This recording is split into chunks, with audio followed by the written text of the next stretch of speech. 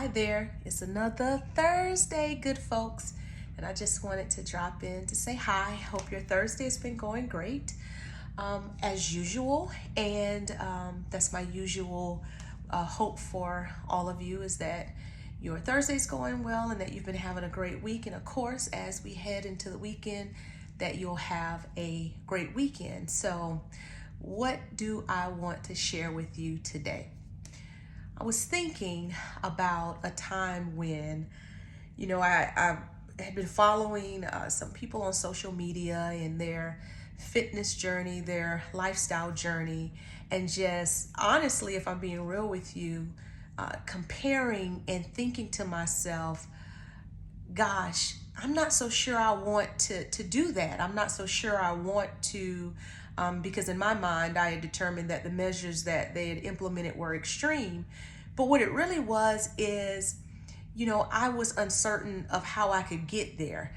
With me, and if you're anything like me, I am a big picture person. So I can see how I'd like things to be, how I'd like things to go, and fitness and health, that's just one example that I'm using. But this really is in terms of anything that you can visualize or envision. And so I like see so far out there.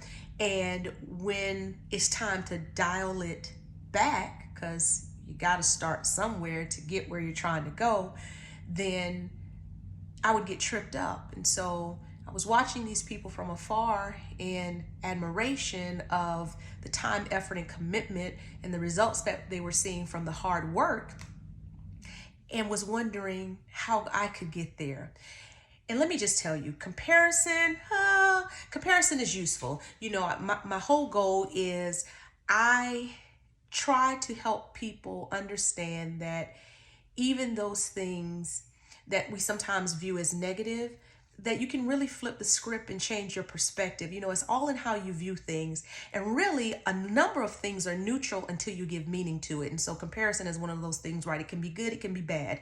It could be good, right, if you're trying to compare in a way from a positive place that helps you kind of build up and change and adjust as you should. But it can be negative when you use it to, I guess, in a sense, disempower you. And so that's the way that I was using it, because I was like, I can't get there. And what I want to encourage you to do today is what I had to do with my mind shift, is to start where you are and use what you have.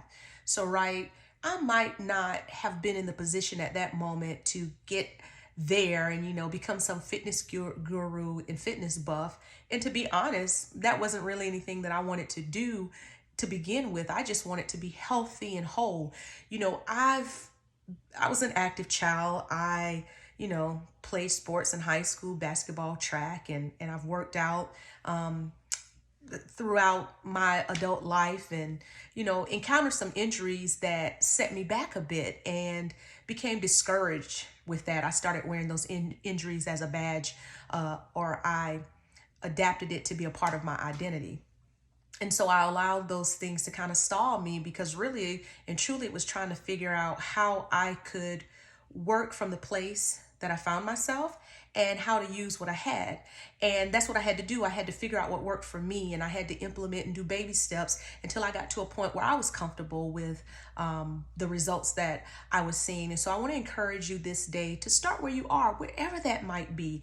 I mean, it might be for some of you, I don't know, just getting out of bed and maybe getting dressed for the day, and then you build up to leaving the house, just baby steps, whatever it is that you need or that you are hoping for. Start where you are and start with what you have, and do not allow another person's journey to discourage you from your individual journey. Remember, you're on an individual journey. You have your strengths, you have your talents. Draw from that, believe in yourself, and I promise you, you'll be all the more better for it. Listen, I'm always talking to you about the things that prop up in my mind that I'm inspired to share, but I want you to let me know what you'd like me to speak about. I consider myself well versed, and if not, I can become. But let me tell you, caveat. Am I saying that right? I'm not doing politics.